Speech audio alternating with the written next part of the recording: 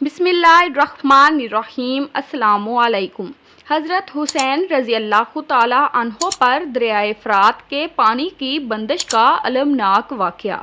پریشان کن صورتحال جو 2 محرم سے جاری تھی، اب وہ 7ویں محرم کو اس نہج پہ آن پہنچی کہ دریائے فرات کا پانی، جس کو 5 یوم تک تو پہلے ہی بڑی دشواری کے ساتھ اس بے آب و گیا اور چٹیل میدان میں دریائے فرات سے خاندان نبوت صلی اللہ علیہ وآلہ وسلم پانی استعمال کرتے رہے اور پیتے بھی رہے، لیکن اب 7ویں محرم کو مکمل طور پر خاندان نبوت صلی اللہ علیہ وآلہ وسلم کو پانی کی بندش کو عملی شکل دی جا رہی ہے۔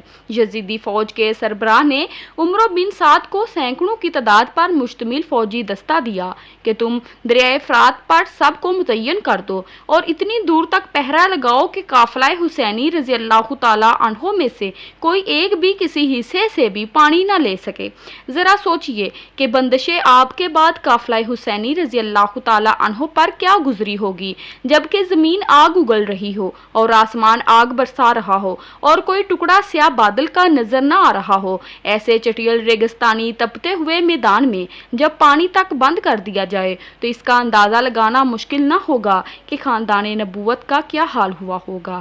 بوجہ شدت پیاس العطش العطش کی صدائیں بلند ہو رہی تھیں اور ساقی کوثر کے خاندان کے دلارے آج ایک قطرۂ آب کو ترس گئے ہوں گے۔ روایات سے معلوم ہوتا ہے کہ پیاس کی شدت جب بڑھ گئی تو سیدنا امام علی مقام رضی اللہ تعالیٰ عنہ کے رفقا و احباب میں سے ایک شخص برید بن خطیر ہمدانی نے سیدنا امام حسین رضی اللہ تعالیٰ عنہ سے اجازت طلب کی کہ اس بندش آب اور خاندان نبوت صلی اللہ علیہ وآلہ وسلم کی العطش کی صداؤں کے پیش نظر مجھے یزیدی فوج کے سربراہ عمرو بن سعد سے بات کرنے دیں۔ چنانچہ برید بن خطیر ہمدانی اجازت لے کر عمرو بن سعد کے پاس گئے تو اس سے کوئی سلام وغیرہ نہ کہا۔ اس نے کہا، اے ہمدانی، کیا میں مسلمان نہیں ہوں جو تم نے مجھے سلام بھی نہیں کیا؟ ہمدانی نے کہا، کیا تم مسلمان ہو جو کہ رسول اللہ صلی اللہ علیہ وآلہ وسلم کی عطرت کے قتل کرنے کا ارادہ رکھتے ہو؟ عمرو بن سعد نے اس بات کا کچھ جواب نہ دیا۔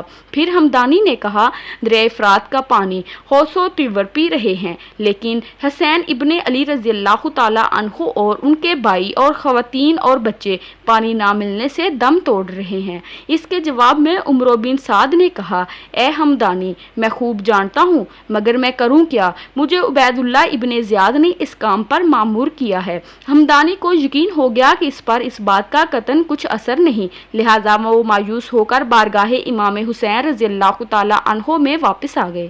امام زین العابدین رضی اللہ تعالیٰ عنہ کو وصیت۔